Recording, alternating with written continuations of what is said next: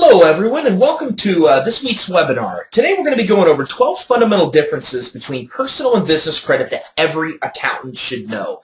I have a lot of accounting clients. A lot of our clients that are accountants are offering business credit and financing to their customers. And we found that there's a lot of things that they're not aware of the main differences between personal and business credit. So today we're going to dissect this. We're going to talk about the exact differences between corporate business credit and consumer credit for actual individuals. So before we get started, first let me introduce myself. If you haven't been to one of my webinars before, my name is Ty Crandall, and I'm actually the Director of Business Services here at CreditSuite. My job is to work with companies to help them offer business credit financing to their clients. So my phone number is right on the screen, my email address is on the screen. If I can ever help you with offering business credit financing to your clients, feel free to give me a shout out. You can also find me online. I have a ton of free information related to the topic out there. I have about 16 years of finance experience. I'm one of, if you've looked, probably one of the most well-known authorities out there on the business credit. And again, one of the biggest prides that I have is helping other people introduce business credit, corporate credit to their customers. So enough about me. Let's go ahead and jump in. Let's get to the topic at hand. What I want to talk about today is the difference between the business and corporate and consumer credit. So we're first going to get started with consumer credit reporting agencies. Now there are three major credit reporting agencies in the consumer world, and these you've probably heard of before. They're pretty common: Equifax, Experian, and TransUnion. Now Equifax and TransUnion are by far the most widely used of the three, with Experian coming in a distant third. Most banks revert to Equifax. Most car dealerships either choose Equifax or TransUnion. Of course, mortgage companies use all three. But again, in the lending industry, most lenders use Equifax or TransUnion, so Experian isn't as used as those two other reporting agencies. In the business world, things are a little bit different. Actually, let's talk a little bit more about these consumer reporting agencies before I jump to that next one of the business. There are a few other consumer credit reporting companies out there, but they're not big. So you might hear of some, and here's some of them: Check Systems, National Consumer Telecom and Utilities Exchange, LexisNexis, Choice Point. There's a lot of different individual credit reporting agencies for a lot of different specific industries. As a matter of fact, you might even locate up to 100 different credit reporting agencies out there. As a matter of fact, back in the day, there used to be hundreds of them before the big three, Equifax, TransUnion, and Experian, bought a lot of them and consolidated them. But again, even though there are probably nearly 100 credit reporting agencies out there in the consumer world, it's really the business, or it's really the three main ones are Equifax, TransUnion, and Experian. Those are the ones that you'll most commonly see, that your clients will be most commonly dealing with. Now, this is a bit different than what you're going to see in the actual business world, okay? Because in the business world, there are also three major companies that collect business information and publish it. But these companies are a little bit different. The biggest player in the business world is Dun & Bradstreet. Then there's Equifax and Experian Business. So TransUnion really is not a big player in the business space. And the business space is very lopsided. You know, Dun & Bradstreet is massive in the business space. I mean, almost 10 times bigger than Experian is. So they are the predominant company out there. They are the one that most issuers of business credit and financing will use primarily for business credit decisions. Experian and Equifax do play another role. Experian in the business space is, again, about a tenth as popular as Dun & Bradstreet. They have about 27 million records, whereas D&B has over 213 million, and Equifax is a ridiculously distant third. Very few companies use Equifax to make lending decisions in the business world, and also very few companies report to Equifax. So they're much harder for a consumer or a business owner to build credit with, because so few creditors actually even report to Equifax. And again, D&B by far is the largest in the world. And even though TransUnion is a major part with consumer reporting agencies, they have really no part in the business world whatsoever. They are just not players in the business world, whereas D&B, Equifax, and Experian definitely are. Quiet. Okay, so there are a few other business credit reporting agencies out there. And again, LexisNexis does some actual work in the business world too, but they're not big players, and business owners won't need to worry much about them. So these are not ones that you're probably ever going to actually talk with your customers about. Now, some of these include Paydebt, FDI Insight, Business Credit USA, Client Checker. I actually talked with one the other day. He said they're the biggest out there compared to Dun & Bradstreet. So there's a lot of them that are popping up out there that offer their own versions and interpretation of business data. But the three big players in the world are Dun & Bradstreet, Equifax, and Experian, the only three that you and your customers really need to know. So those are some of the main differences between the business credit reporting agencies. They both have three, but the consumer world, TransUnion's a bigger player, and the business world, Dun & Bradstreet's the bigger player. Another big difference between business credit reporting agencies and consumer credit reporting agencies is the difference in size. All three consumer reporting agencies have kind of a different amount of, or a pretty similar amount of records on file. Now you have to keep in mind, this is what the credit reporting agencies do. A lot of people don't kind of recognize that the business credit reporting agencies and the consumer reporting agencies have one main purpose, which is to collect and sell data. That's what they do. That's their primary focus. So in the consumer world, when you look at the amount of data they have, the amount of records they have, they're pretty similar in size. But in the business world, again, there's a big difference. Dun & Bradstreet, 213 million records on file. Experian, 27 million, not even close. So Dun & Bradstreet's is very big compared to the other two business credit reporting agencies. As a matter of fact, this 200 million record figure was what they had last year. So just in the course of less than, I think, 7 months, they picked up another 13 million records. And a large part of that is because it's worldwide. So if you look at Experian, small business and corporations worldwide, well, that's one of the biggest differences. You know, when you're dealing with consumer credit reporting, if you follow Google alerts in the news at all, you'll see they're just now making headway in a lot of third world countries. I mean, they don't even have a presence in a lot of countries around the globe, whereas the business credit reporting agencies are a much more predominant force, which is why they have more records than the consumer reporting agencies, and also why they can accumulate so many records so fast. And again, that is really one of the other big differences between the consumer and business credit reporting agencies is, you know, the three consumer credit reporting agencies are really dealing mostly within the United States. That's where their primary business is. But when you're dealing with business credit reporting agencies, it's definitely significantly different. The three business credit reporting agencies provide business evaluations for companies worldwide.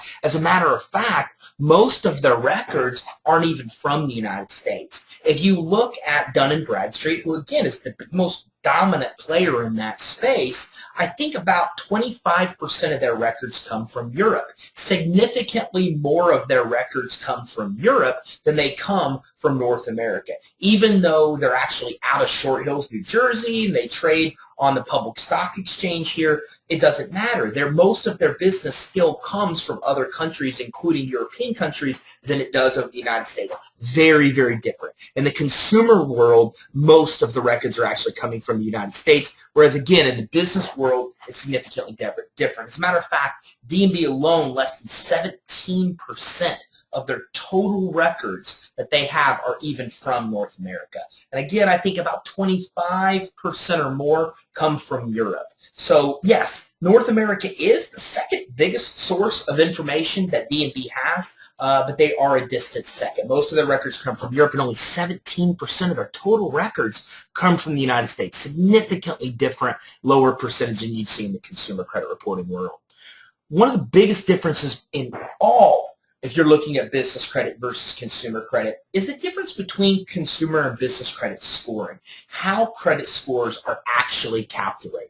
Well, one of the most notable differences is that consumer credit score predicts a consumer's risk of defaulting, whereas business credit scores predict a business's risk of defaulting, not the business owners. Now, a lot of people might say, okay, that seems like common sense, but yet those same people are startled to realize that you could actually build business credit without your personal credits ever being pulled.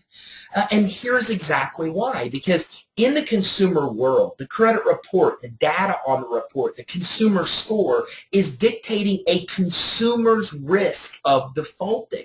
In the business world, it has nothing nothing to do with the business owner themselves and their credit. It has everything to do with how their company pays its bills, the business's risk of defaulting. So when you look at business credit scoring, it literally is determining the corporation, the business itself's risk of defaulting, nothing to do with the business owner. That's one of the beauties of business credit. That's why people can build business credit for their corporation without their social even being pulled, because the purpose of business credit is to gauge a business, the corporation's risk of default, not the actual business owner, not the consumer.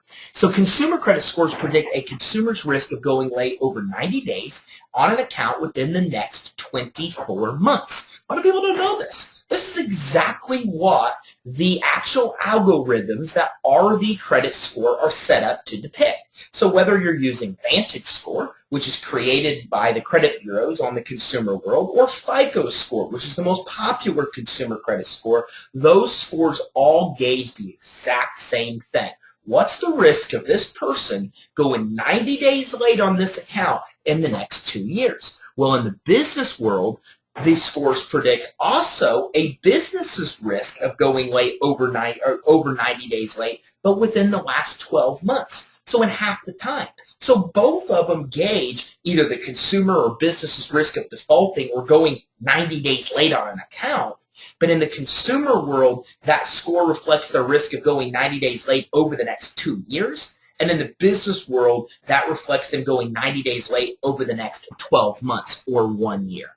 Now, if we look a little bit deeper into personal credit scoring, you'll see some more of these actual differences between business and credit scores. Personal credit scores are actually based on 5 different factors. Now, this is a little bit different for Vantage Score. Okay, in the consumer world, we have to now talk about Vantage Score because the credit bureaus have created their own credit score to try to compete with FICO. It's less than 5% of lenders ever use it, so it probably will never be as widely used as FICO. And the numbers you're looking at here are based on a FICO score, which is still, again, most 95% lenders use them still, so the most commonly used. So Vantage Score does a little bit of different percentages here, but the core credit score in the consumer world is the FICO score. Here's exactly how that credit score is calculated. Now, if you didn't know this, just this data alone can help you tremendously with your clients. Because, for example, from my mass experience in the credit world, I can tell you one of the fastest, easiest ways a consumer can ever fix their credit score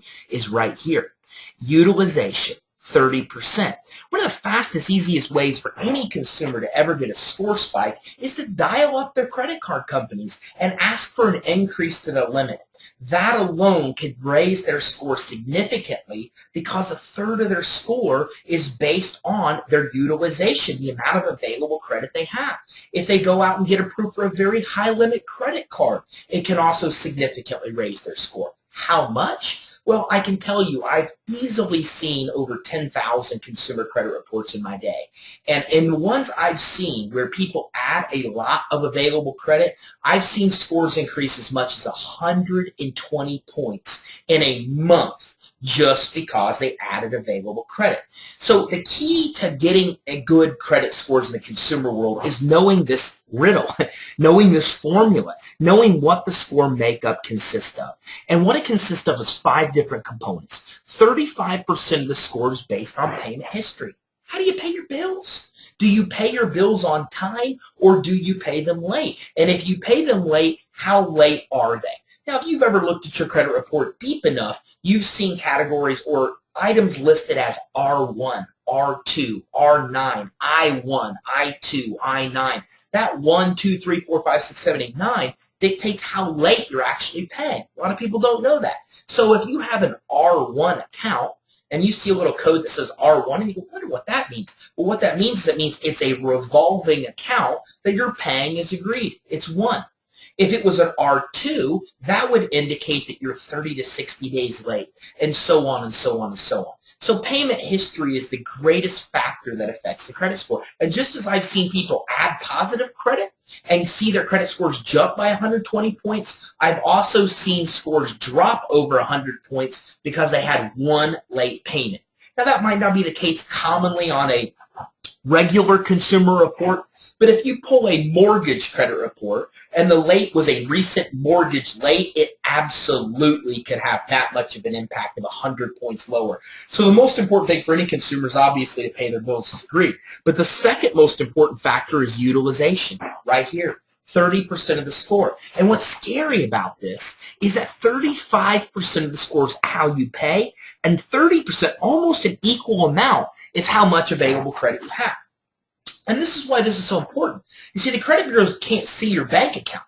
They don't know how much money you have. But what they do know is that somebody has a much lower risk of default if that person has a lot of money in reserves, right? I mean, if you ran into a hard time this month and you had $50,000 available on your credit cards, well, it's not going to be as hard of a time for you as somebody that has no credit cards at all. The bureaus recognize this. The metrics, the data reflects that people that have more available credit are lower risk, which is why this is such an important part to the score. It's also why people with bad credit really struggle to get better credit, because when you have bad credit, it's tough to ever get back to $5,000, $10,000 credit limit accounts. You're usually going to hang out at $200, $300, $400, $500, maybe $1,000, $2,000. Well, because you have these cards with really low limits and you don't have a lot of money left on those cards, or that is ever put on those cards that you can utilize, that affects the score and keeps those people kind of at a subprime level. Length of credit history, the third largest factor in the consumer credit scoring world, and also one you have no control over. This is why consumer credit scoring takes many, many, many years to really build a good, solid, deep score. There's factors you can't really easily control. Length of credit history is how long you've been in the credit bureau for. What's your longest reporting account? How long has it been reporting for? That's what length of credit history is. Accumulation of new credit. Inquiries. You've heard before that new credit and inquiries affect your score. It's somewhat true. Inquiries have a 10% effect on your score. Now, if you go today and apply for something, it's not going to drop your score 1, 2, or 3 points. What lowers your score is groupings of inquiries. So if you apply for a Chase credit card today, your score won't go down. If you apply for 5 credit cards today, your score will drop because there's a grouping of inquiries. Credit mix. The mix of accounts you have. A lot of people don't realize, and this is something perfect that you're going to always want to make sure that your clients know, that the mix of credit they have on their credit report affects 10% of the score. That means if they have, for example, 1 or 2 mortgages is preferred. 1 or 2 car loans is preferred. 1 or 2 other kinds of loans is preferred. 3 credit cards is preferred. If somebody has more than that, their score could be damaged. So if they have 3, 4, 5 mortgages, it absolutely will lower their score. If they have an uneven balance of credit, where they have 5 mortgages and no revolving credit cards, it will hurt their score. What the bureaus are looking for is a 1 to 2, unless it's credit cards, accounts of that type on the report, and a good mix. They want to see somebody that's got a mortgage and a car and has small other loans and has credit cards. That, to them, is a better low-risk borrower. So therefore, that consumer has a better score. So here's the 5 factors that affect the consumer credit scoring world. Now, if you're not aware of these, you can tell. Even a consumer, this is confusing. For a consumer to ever control their credit score is hard to do because there's these 5 factors, and some of these factors, like length of credit history and accumulation or credit mix, are kind of tough to control. Now, much different than in the business credit scoring world. If you look at the D&B Paydex score, which Paydex score is what Dun & Bradstreet's credit score is, and it's by far the most more popular and most commonly used credit score in the business world. Well, business credit scores are based on only whether the business pays its bills on time. Boom, there's a score. Much simpler for the consumer. In the business world, your score is based on one thing and one thing only.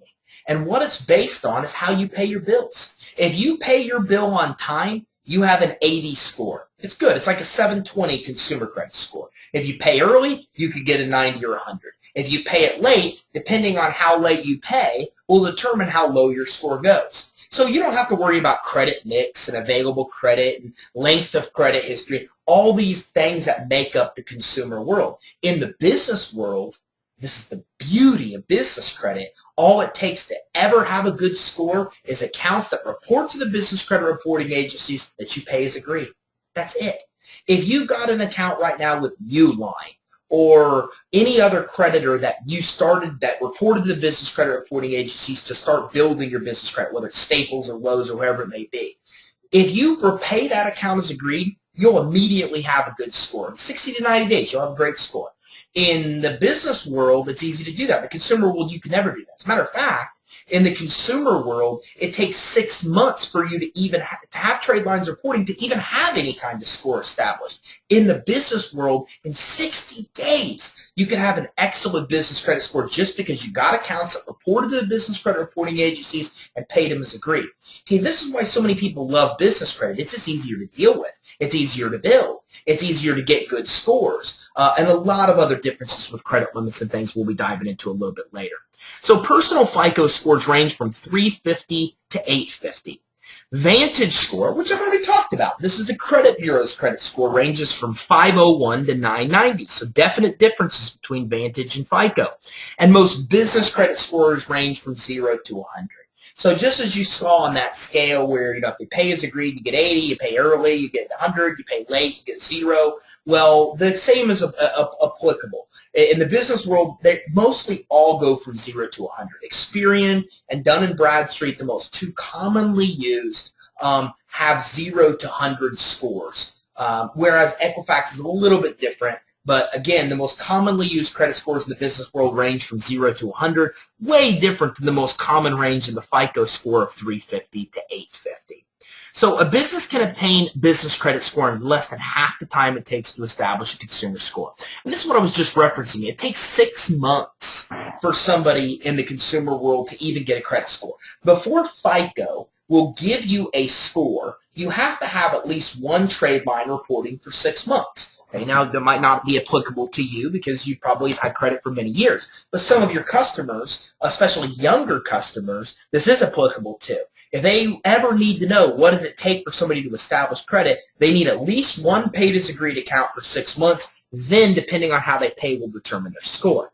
Now, in the business world, it takes 3 months or less of reporting for a credit score to be established. It can happen as soon as 30, 60 days.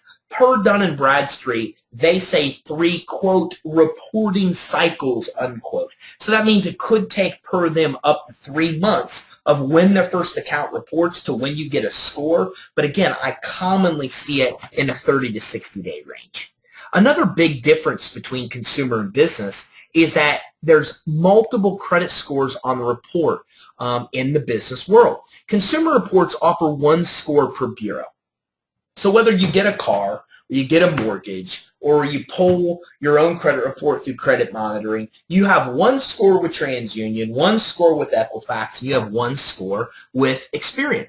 Business reports typically show multiple scores for each business. And business reports show a primary score such as a Paydex score and Telescore, which we talked about, but then they also have other scores. A D&B supplier evaluation risk rating, D&B supplier stability indicator, Equifax's small business credit risk score for suppliers, Equifax's business failure score. These are just some of the multiple scores on a report. How many scores? Well, D&B can report up to 8 scores on their report. Now, they don't expect you to remember what each score is for. If you've ever looked at a D&B report, they explain it to you. They'll say, look, here's the supplier risk evaluation, the SER. Here's what it means. But you'll commonly, I'm not going to say commonly, you will almost always see multiple scores on a business credit report.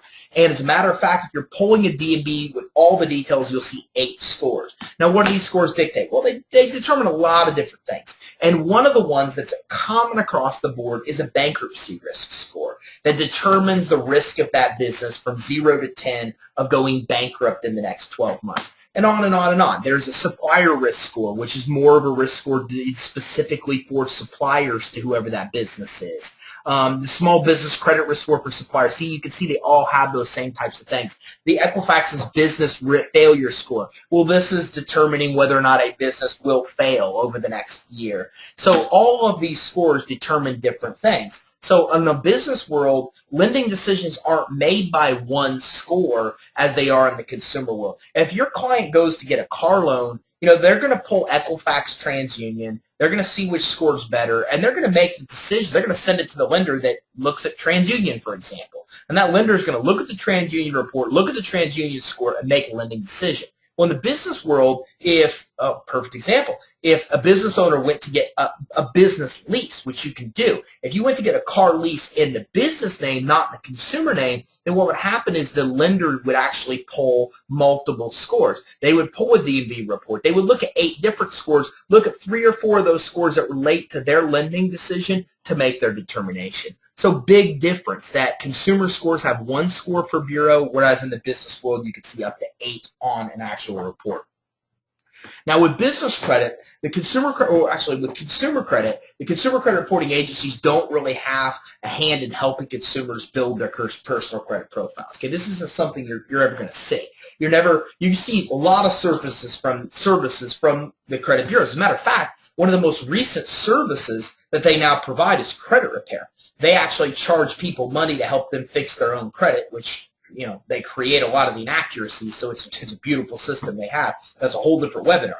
So what happens is in the consumer credit reporting world, these agencies don't really have a hand in helping people build new credit. Now, they are getting into credit repair. They do offer services for credit monitoring. They do sell data, but you don't have any services relating to ever helping people actually build consumer credit. They mainly report, gather data, and they don't really help customers build positive credit reports. But in the business credit world, the business credit reporting agencies promote business credit. They are the major players helping with building a business credit. Matter of fact, Dun & Bradstreet is a big player out there. Their new subsidiary company that was created in 2010, Dun & Bradstreet Credibility, has had a lot of very bad press lately. If you looked at if you even Google Dun & Bradstreet Credibility or look at the Wall Street Journal or a lot of other organizations have had a lot of negative feedback about Dun & Bradstreet Credibility. As a matter of fact, a class action lawsuit was just filed last month against Dun & Bradstreet Credibility for their unethical practices, calling consumers and basically saying, hey, your company doesn't have a record. You need to sign up for this business credit building program to get a record. The bottom line is the business credit reporting agencies aggressively promote business credit. One of their main services is helping people establish credit, building corporate credit, whereas the consumer credit reporting agencies, that's not even a service they provide. So a very, very big difference between the two, whereas consumer credit reporting agencies are in the world of even helping people fix their negative, whereas in the business credit reporting world, they're in the business of helping people actually establish and build business credit. And why is this? Well, one of the main reasons is the purpose of what they do. They're credit reporting agencies. Their whole purpose is to gather and sell data. Well, most on the consumer side, if you get a credit card or a car or a mortgage, all those people report to the consumer credit reporting agencies. It's commonplace. In the business world, 90% of trade vendors do not report to the business credit reporting agencies. So this means the business credit reporting agencies have to find other ways to get the data. It's not being supplied to them by the lenders and by these other sources as it most commonly is in the consumer world. So they help people build their business credit, and in the process, they get the business owners to voluntarily give them their data. So it helps them build their actual database, and then they can sell that data to other parties that are interested. So that's one of the biggest differences that you see business credit really a predominant force, or the business credit reporting agencies, a predominant force when offering business credit services. Liability. With consumer credit, the individual consumer is liable for the debt. With business credit, the business is liable for the debt, not the business owner. Right here is why people build business credit. Right here is why, as an accountant, there is no way it is professionally responsible for you to not help your clients build business credit. Look, statistically, it's sad. Over 90% of businesses will fail. If you look at SBA or any other organization that's done statistics on this, they will all tell you that the majority of those failures is lack of money. They can't get money. Okay, so what happens is people get into business, they have a great concept, and unfortunately 9 out of 10 of them fail. Well, what will happen is if they do fail, the people they owe money to will first come and collect all the business debts they can get. Then they come after the business owner. They'll go after their home. They'll go after their bank account. They'll go after every personal asset they have. They absolutely can. I was doing a presentation on stage last year at a big event on business credit. And after I was done, a collection agent came up to me and she was crying. And she said, I really feel bad because, with what you're saying, I used to be in that environment. I used to collect on debts, and you're right. The first thing we would do was go after the business assets, and the next thing we would do is go right after that business owner's personal assets. It's the reality. If you own a business and you don't build business credit and you try to use your consumer credit cards and stuff to build your business and your business defaults, they will come after your personal assets in case of default. But business credit, the business owner is not liable for the debt. So this means, let's say you build business credit the right way. Okay, you don't use your social security number. You start with accounts like Uline and account companies that will give you new positive credit. You get some trade lines. You use that established credit to get revolving credit at Staples and Walmart in the business name, not linked to your social, and you get it to Visa, MasterCard level, which only takes about 6 months. Well, this isn't linked to your social. You're not liable for it. So that means if, God forbid, your client's business ever goes under, when they've got business credit established, they're not personally liable for any of that debt. So that collector could come after the business's assets, but the collector could never come after their personal assets. This is one of the main benefits of business credit, is that with consumer credit, the consumer's always going to be personally liable for the debt.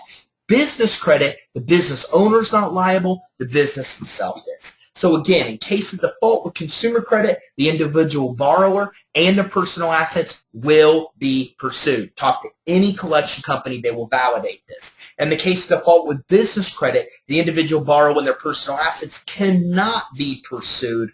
Only the business and business assets themselves can be. Another big difference between the world of consumer and business is the consumer credit reporting agencies strongly dislike credit repair companies due to the money it costs them to handle disputing.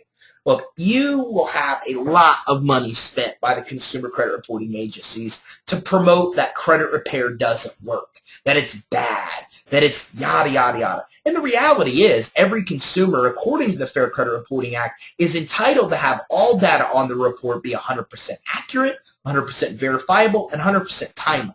And I can tell you, because I used to own a credit company and I actually sold it years ago for a bunch of money, that in that it's very accurate. We saw about 60 to 70% of negative items on credit reports were wrong. They were reported inaccurately, and the law says they can't be there.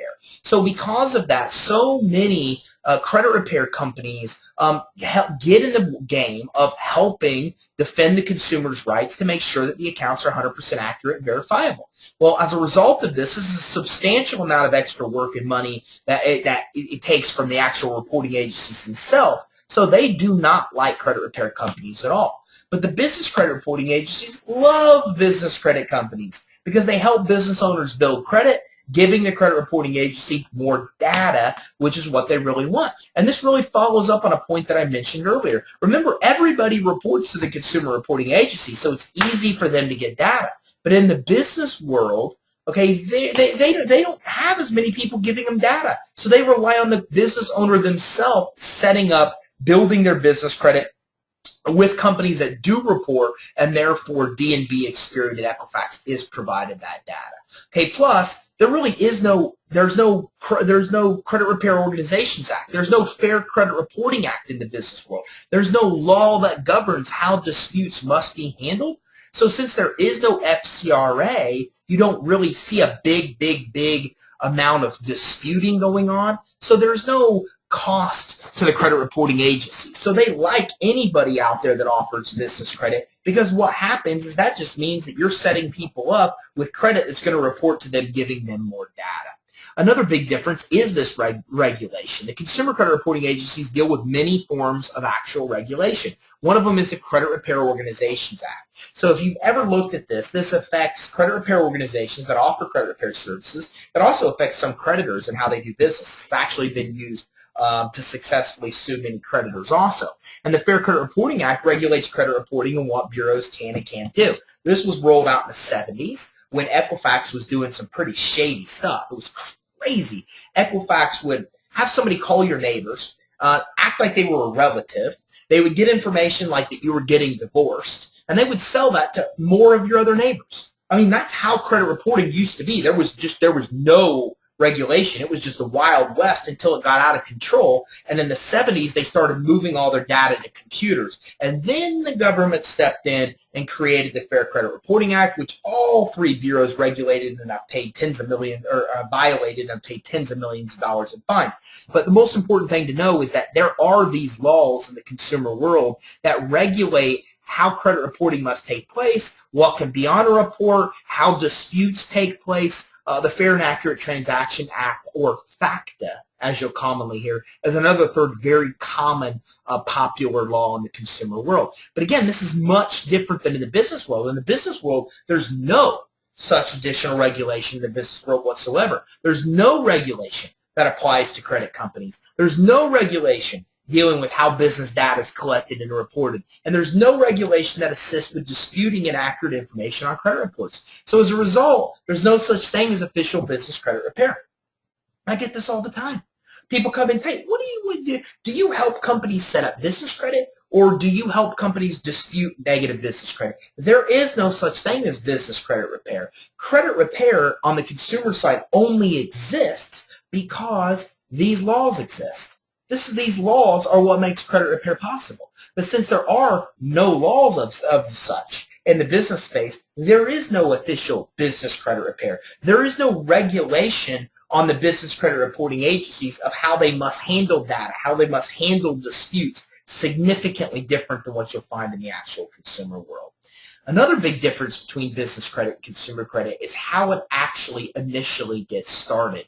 So most consumer credit building starts with co-signed accounts or secured revolving accounts. For me, it was a co-signed car loan. Got out of high school, went into the Air Force. My dad, when I got out of basic training, co-signed with me on a 1990 Ford Ranger truck. And I didn't know anything about credit at the time, as most people that age don't, but it helped me dramatically because I paid that car payment as I was supposed to, and I had very, very good credit established. A lot of people don't have that luxury of having a parent that's willing to help them, or a parent that has good credit, or somebody that is willing to, or able to help in that situation. So what those people start with is small, usually secured credit cards, right? They get $100, $200, $300 secured credit card. Nowadays, credit card companies will go to college campuses and solicit them and give them credit cards that aren't secured for very low amounts just to get them into the habits of using credit. But this is primarily how consumer credit starts. It usually starts with a very small limit credit card, or a secured credit card, or a co-signed account. But most creditors will not just give someone with no credit score and profile initial credit. Okay, and this is, you hear this probably, I hear this all the time in the business world. You don't really hear this very much in the consumer world. But if you went to Target and applied for a credit card and you had no credit, well, you're not going to get approved. I mean, nobody's going to give you credit like at a store. A major bank isn't usually going to give you the initial credit. It's usually going to be a subprime type of company that's actually going to do it. And the main exception is when the consumer is assisted by a good credit cosigner, which we already talked about. Another exception is when the consumer uses their own money to fund a reported account, which is a secured card.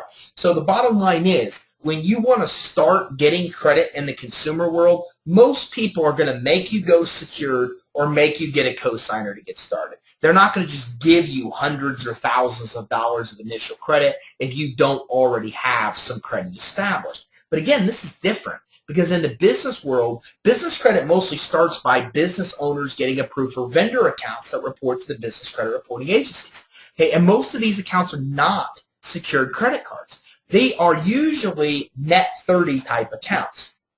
I don't need to tell you what net 30 is because you're an accountant, obviously, but that's exactly how business credit is built. So in the consumer credit world, you got to front money to go secured. You need a cosigner. In the business world, that's not the case. What's going to happen is there are a lot of sources out there that will give you credit initially with their actual store, and they report to the business credit reporting agencies. So let's use Uline as an example. Uline is a company that actually offers shipping supplies. Well, they'll give you a credit line of $300, $400, $500 for your business, and they report to the business credit reporting agencies. You don't need to front money and go secured. You don't need a co-signer. They'll just give you a little bit to get you going in the hopes that you're going to continue a relationship with them and spend more and more and more more money. So this is very common. In the consumer world, you usually start credit with secured credit, or you start it with co-signed accounts. In the business world, you almost always start with vendor accounts that have net 30 terms. You really rarely will ever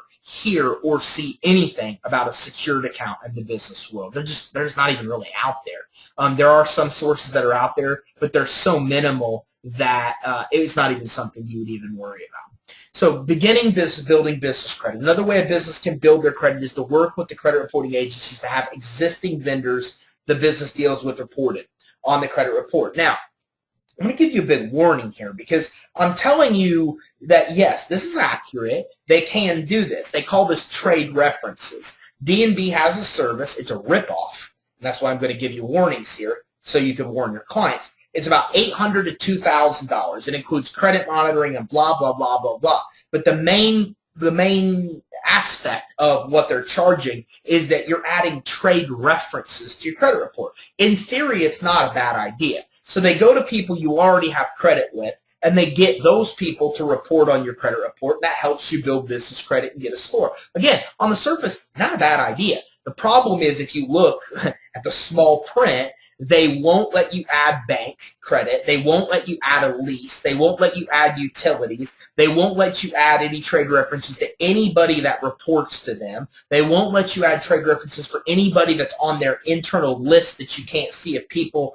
that they won't allow. So there's so many restrictions of what they will get added as a trade reference. That's why it's a ripoff. Never let your customers pay D&B even any money. Not even 1 penny is too much money. And they're hardcore salespeople. That's why they're getting sued. So you got to make sure your client understands they can get a DUNS number for free. Okay, they can get their credit profile activated for free. Yeah, D&B will call me a liar and they will upsell and try to get money from the customer. But the reality is that stuff could be for free. What they're trying to charge for is this trade references. But if 95% of trade references can't get added, then it's pretty worthless. Very rarely, if ever, do people successfully build business credit on trade references. But for the form of this webinar, for the purpose of talking about how somebody gets started building business credit, is something we at least have to acknowledge, that they can start building business credit outside of vendor accounts with these kind of trade references. And once these creditors are added, the initial credit report score can be established. And in the consumer world, supplemented accounts added to credit reports would have no impact on scoring and not really help to build the initial credit profile. So what I'm saying here is this. There is something similar in the consumer world of adding trade references to the account. It's called supplements. And the only time you're usually going to see it's offered by mortgage brokers. So let's say a consumer goes to get an FHA mortgage. Well, FHA requires they have, let's say, 3 trade lines active. Well, let's say the customer doesn't have any open credit on their credit report. Well, that mortgage broker could get their cell phone bill and have it added as a supplement on the credit. It wouldn't affect the credit score, but it would show as an actual trade line on the credit report and usually would satisfy FHA for them to be able to get the loan.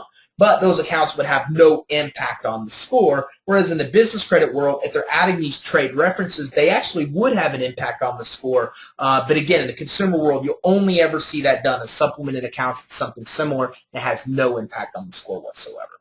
Another big difference between consumer and business credit is the time it takes to actually build credit. In the consumer world, it takes years to establish an excellent credit score and profile.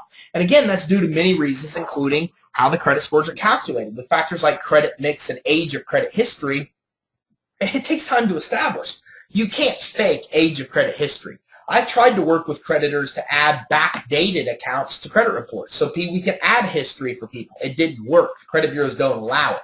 The only way, there's only one way you could ever help that age of credit history on a credit report, and it's called authorized users. So if you went to your dad, and your dad has been in the credit bureaus for 40 years, let's say, and he's got all these long-standing accounts, he can add you to a credit card that he's had open for 30 years, and that would help improve your aspect of the score that has to do with length of credit history. But again, the bottom line is it's hard to build consumer credit scores because there's so many factors that affect those scores. This is why you'll rarely ever see somebody in their 20s, for example, or even 30s with 800 scores. Mostly anybody you'll ever see with 800 credit scores is 40 plus because of factors like length of credit history that you just can't really very well control. So this combined with complexities such as mortgages and auto loans taking years to typically qualify for mean consumer credit is a slow and steady process. Look, if you went out and got a credit card today,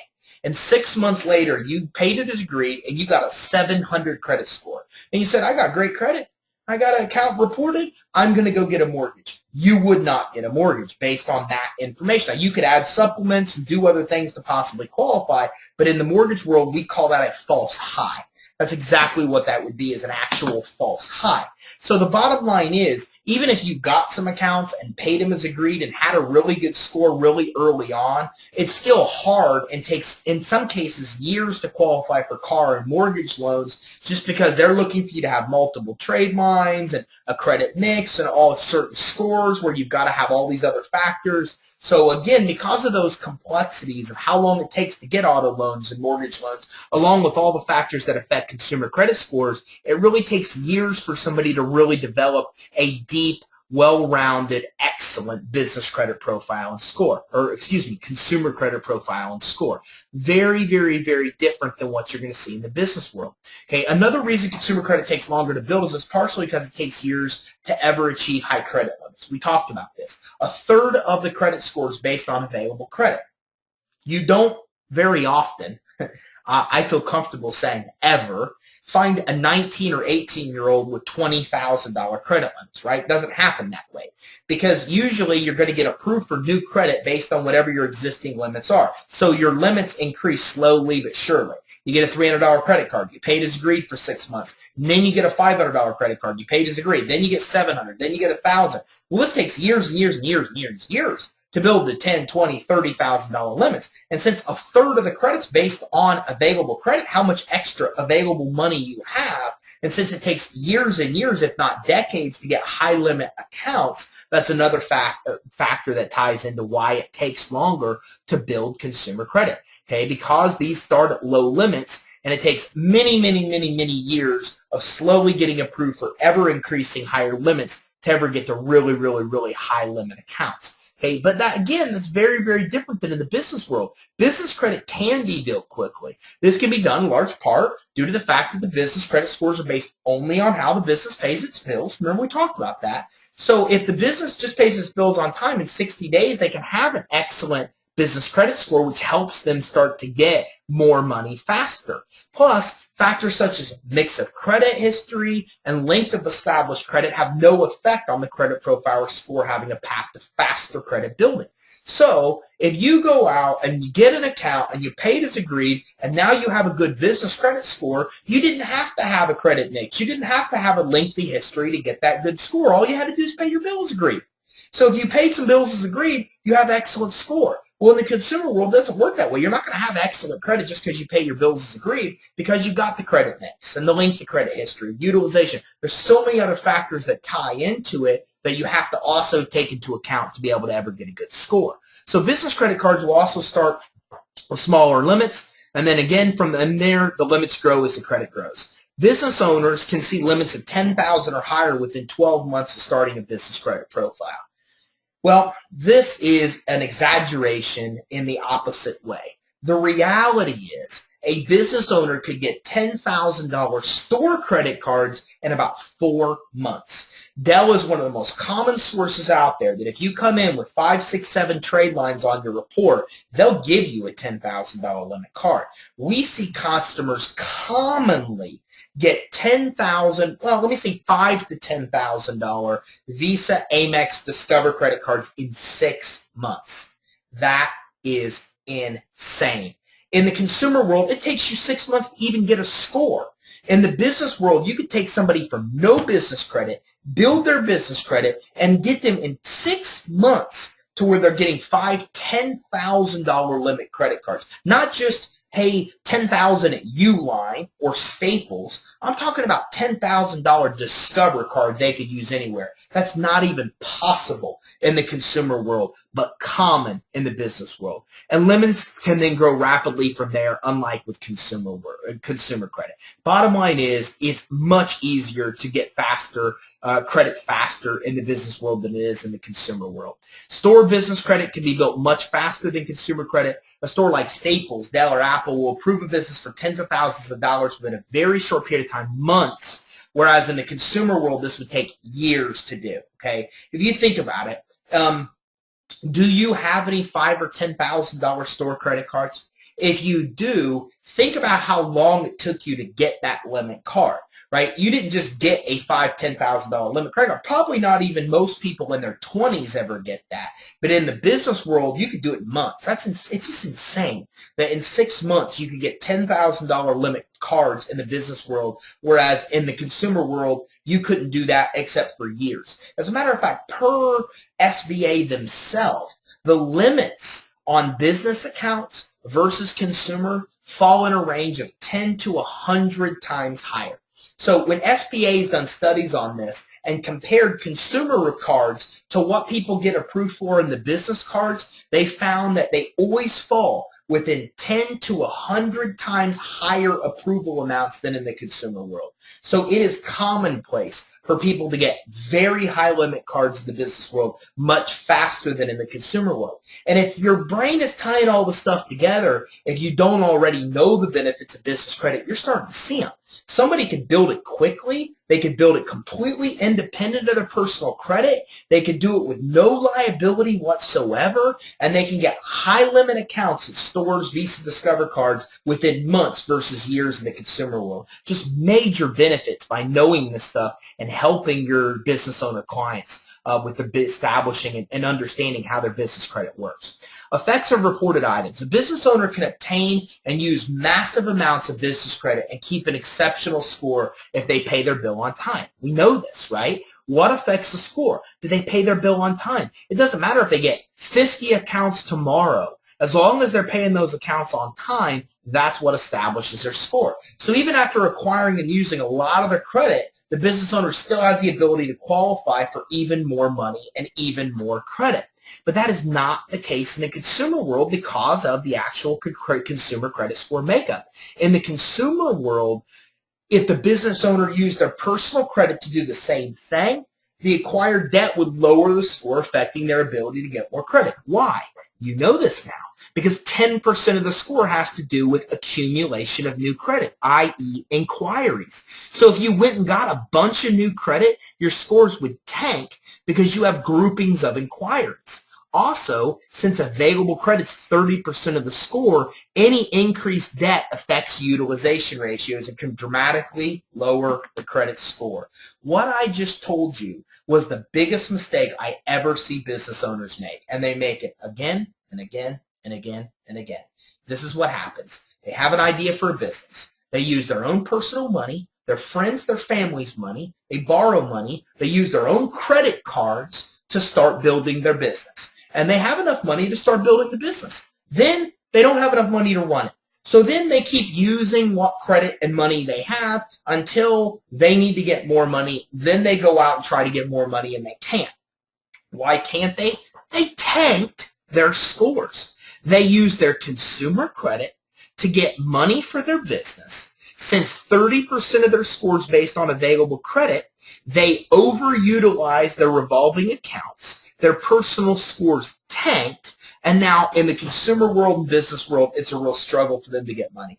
And this right here is the path of where most businesses fail. That's the difference. In the business world, they could get a $10,000 credit card. They could use $9,999, and their credit score wouldn't drop 1 point. In the consumer world, they could get a $10,000 credit card. They could put $9,999 on it, and their score would tank 100 points. That's one of the big, big difference. The effects of reported items. Since credit mix doesn't matter, inquiries don't matter, utilization doesn't matter, you could build business credit and then use it to run the business, to grow the business without any adverse effect to the business or consumer score. Not the same in the consumer world. If you're using your credit, if you're getting a lot of new credit, your scores tank. If you're getting a lot of one kind of credit, your scores tank. If you're overutilizing anything more than 30% utilization, your scores tank. That means a $1,000 credit card. If your balance is more than $300, 30% of that, your scores are going to be lower. That account is hurting your score maybe more than it's helping just because you paid as agreed. Why? You now know. 35% of the score is based on payment history. 30% utilization. If you're overutilizing that account, you're lowering the score. If you're paying it as agreed, you're raising it. The two account for almost equal accounts or equal percentages of the total score makeup. So because you're overutilizing the credit, which means you're using more than 30% of the limit, you can lower the actual credit scores. Not the same in the business credit scoring world. Approval amounts. I kind of already referenced this. Consumer credit card limits tend to be lower. Compare that with business credit cards. Even with a new credit profile, a business can and will be approved for significantly more credit than an individual consumer. We see this all the time. Consumer has a $2,000 Staples credit card. We build their business credit in 4 months. They have a $15,000 Staples credit card. Again, per SBA, 10 to 100% higher limits than what you're going to see in the consumer world. So with established credit, a business can qualify for limits well beyond that of what most consumers will ever see, which is another big, big difference between consumer and business credit reporting. So, or consumer and business credit, period. So that wraps it up for today. Hopefully you got a lot of information from this webinar. That's my goal. I know sometimes I talk a little fast because I get excited. I really like the topic of business credit. And also because I believe in giving you a tremendous amount of free information in a short period of time. If I can ever help you, send me an email, give me a call. There's my number, 877-600-2487. Okay, my email is ty@creditsuite.com. If you ever need assistance, if you ever want to learn more about helping your customers build their business credit, get financing, reach out to me, let me know. Okay, you'll find I'm trying to make myself very accessible to help anybody that's interested help their customers offer business credit financing. But hopefully you got something out of today. We talked about a lot of different things. You learned a lot about business credit scores, business credit profiles, how long it takes to build business credit, how liability is different with business and consumer credit, and many other points. And today I think you really got a good idea of some of the main differences between the business credit reporting agencies and the consumer credit reporting agencies, and amongst business credit versus consumer credit, even credit limits and credit scoring. So again, my goal of every webinar is that you leave here with at least 1 point of really valuable information. And of course, I really hope that you left here with 100. So hopefully that answers all of your questions. I have another webinar coming up I'm getting ready to jump into. But if you have any other questions I can help with, feel free to give me a ring. 877-600-2487, ty@creditsuite.com. Thank you very, very, very much for taking the time to attend this webinar.